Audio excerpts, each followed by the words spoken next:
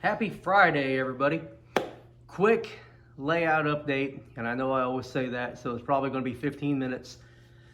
So let's get into this. So you're looking at the two buildings there. They're two, I think they're Bachmann. For some reason I keep wanting to say they're Tyco, but I think they're Bachmann towers, like switch towers or something. Long story short, I kit bashed them into one building, didn't like it. Well, I did it like 10 years ago. Looked at it a couple of months ago and I'm like, this is garbage. So I took it all apart.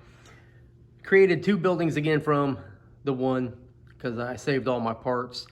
And so I'm tinkering with them a little bit because I'm gonna make the one on the left will be the, east yard tower, and the one on the right will be the west yard tower. This one on the left, I painted a camouflage, like spring green, and it looks almost like the same green that the Chesapeake and Ohio used at one point in their history. If you Google the C&O Historical Society that is located in Clifton Forge, Virginia, they have I don't know if it's a replica of JD Tower or the actual JD Tower, but if you Google that, go to images, it'll come up with a tower that is green. It doesn't look anything like this, but the green is pretty close, I think, and pretty happy with that. Something else I did was I cut the bottom off of this. So if you're drinking alcoholic beverages, there's your so have yourself 2 shots. There's a spot down here where the foundation is higher. So I cut this part off. See the bottom here, you can see. I cut that off, and I will not be putting a porch like this on there. I'll do something like concrete or something like that. But I was gonna figure out a way to make some steps, and I actually found the steps that go to this. So I'm going to, there's your take another shot. I'm going to cut these supports off, and I'm going to use stanchions off of the Locomotive, because I got a whole bunch of them Locomotive stanchions. So I'll drill little holes, put them stanchions in there, super glue them, run some wire up, and replace this railing with stanchions and wire all the way to the building.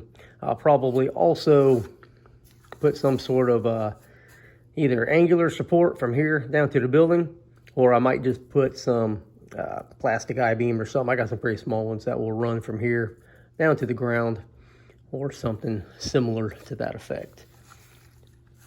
I was going to do both these buildings at the same time, but I kind of like seeing the differences the way it is right here.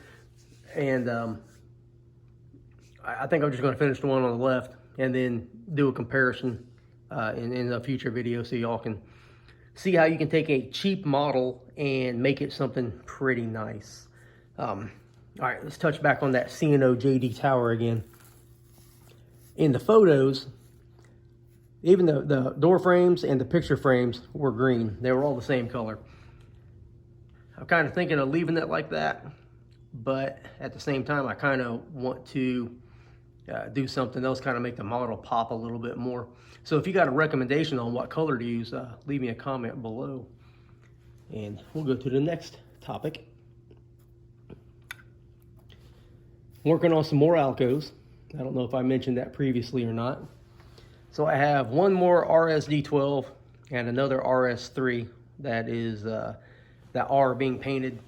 The one on the left is a nickel plate. It is a fantasy locomotive because nickel plate did not have dynamic brakes on their RSD12s, and I did not want to take the chance of destroying a model by trying to fill those dynamic brake grids in and cutting off the grids on the top and the exhaust, or not the exhaust, but the heat vents.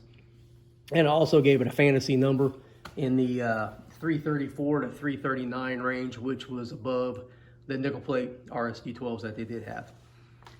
I was going to paint the RS3 nickel plate, but it's a phase 1 model. Nickel plate had phase 3, and it was going to be an absolute nightmare to convert it over to phase 3 and to put all the very unique nickel plate number boards and headlight arrangement and stuff like that on there. So I was looking through the Allegheny Midland Lessons Learned book by Tony Coaster, And notice that he had Midland Road RS3s that were phase 1. So there's where we are now. Got them all painted up. I have the 203 is 99% complete. I still need to find the window glazings for it. The 205 that's behind it, it has, I already got a decoder, but I haven't put it in yet. I need to put in the firecracker antenna, the horn, and I think the headlights. I need to put the headlights in there, a little bit of spot painting here and there, and then it will be ready to go.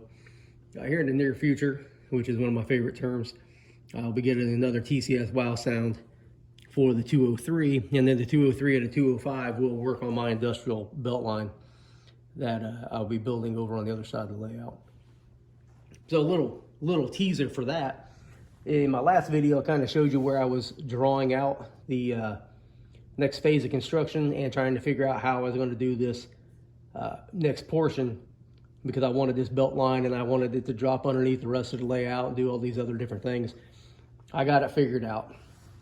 So there's going to be about a 2.5% grade that goes down against the wall while the rest of the layout is level. And I wanted to be able to have a bunch of industries, but I didn't want to tie up the main line with industry. So the belt line will also have about 20 feet of street running down the middle of Main Street of this little town I'm gonna build, and a bunch of industries that will be serviced that way. I think that'll be pretty cool. And at the same time, the roadbed and the track and all that stuff should not take away from the effect of having a town there, but yet you'll have that operational aspect of it as well. And I know I'm just talking about it, you can't see it, but you know, just mark today's date down, and here in the next couple of months, hopefully I'll be at that point. And let's see, we'll talk about the 701 here. Oh, 701's already off the track. Must have bumped it. This is an old Rivarossi model that I've had for probably 25 years. It's got the RP25 flanges on there. It was, well, 1999, I was in Bosnia. All my stuff was in storage up at Fort Eustis, Virginia, in Newport News. And there was a hurricane. Hurricane flooded the storage unit, ruined all my stuff. 701 here was devastated. So the motor's out of it someplace. Actually, after 20-something years, I found a replacement motor. And at some point in the future, not the near future, but the future, 701 will get a operational motor and DCC and sound. Just for fun. I know it's kind of a junk engine, but you know, just for nostalgia.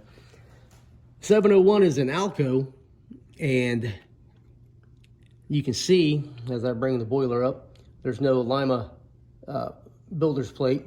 They also got this, I don't even know what this piping is right here. I put that on there. And on the sand dome, there's only 4 sand pipes coming off, whereas on the Lima versions and later versions, the S1, 2s, and 3s, they had 6. This side I haven't done anything with, but the front's looking okay. I got to put some rivets on there and, you know, bring that around to make it look good. So basically what I do is I have a whole bunch of different shells for this Rivarossi locomotive, and I switch the shells around to have different locomotives basically. So if you've ever seen the 732 and the 749, it's the same locomotive, just different shell on top of the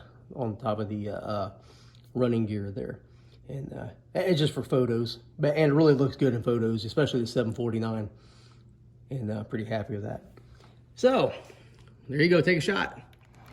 And if you're wondering why I keep saying take a shot, because in my last video I mentioned how you might as well make this a drinking game, because in the previous video to that, so 2 videos ago, I said so I don't know how many times. I jokingly said 72, but it was probably at least 25. And so was my crutch word for some reason, along with and a whole bunch of other different things that if I was on the camera, you would see me doing these things and looking around and stuff like that. And evidently, I've totally forgotten all my public speaking training, and I'm okay with it though. But I'm trying to do better with crutch words and making my videos better. My throat's still a little scratchy though, so my voice kind of sounds like it's popping in and out. I got a cough drop in, and I think it's helping, but at the same time, I'm probably smacking my lips a lot because I hear that in the videos also. All right, so we'll go down here to the yard, show you a couple things I've been doing down here. I haven't ran any trains in this for a couple weeks because I'm still, well, I shot the glue all over the place and I haven't cleaned it off, but I'm still working on things, so there's no point.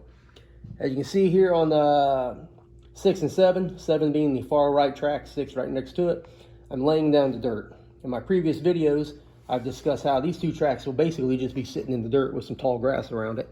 And the excess boxcars and coal cars or hoppers will be shoved down this track, and I think it holds about 50 cars, 40-foot cars.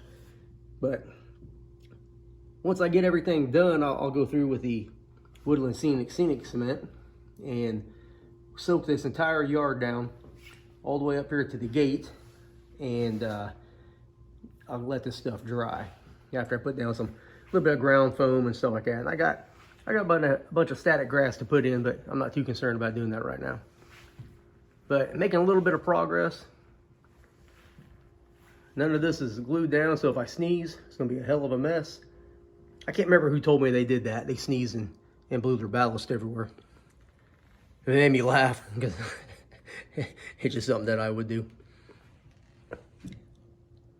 But I think this is gonna look pretty decent. Over here where this wood is at, there'll be a hill about 12 to 15 inches high, running all the way down to, oh, you can't even see it, but it'll be about 15 feet long at least, maybe 18.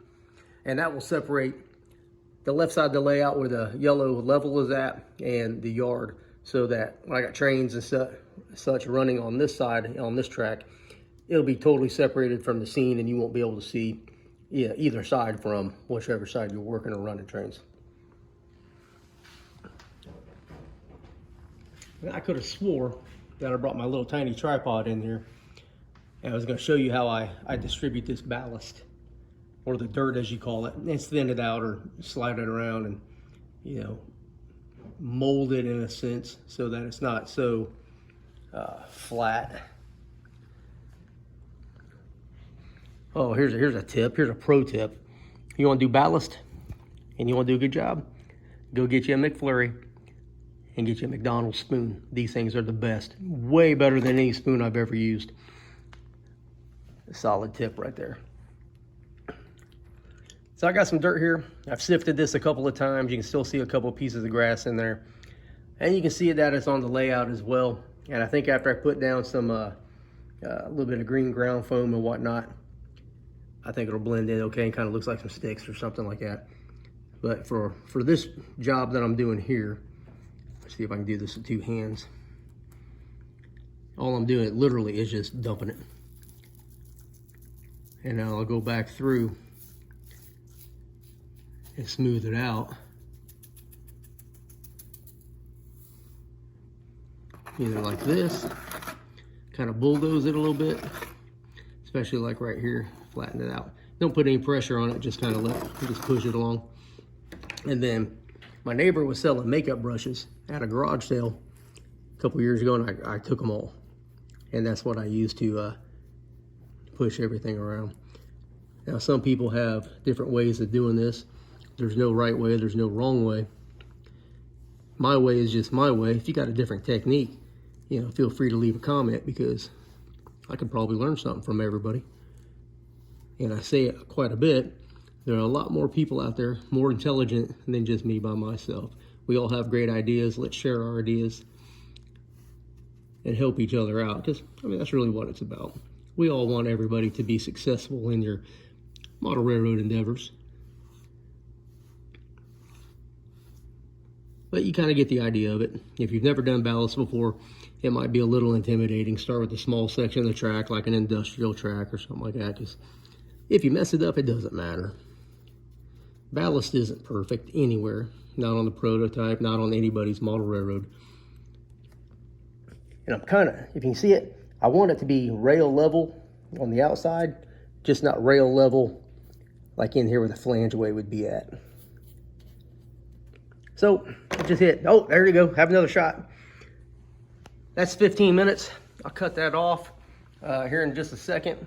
And I hope you got the idea. Come back here in a few days, see what we do next. Like, subscribe, leave a comment, share the video. You know, like I said earlier, if you got a better way to do it, or you think your way is better, or you just got a different way, man, throw a comment down there. I love reading comments. I learn a lot from everybody. I think I'm at 932 subscribers.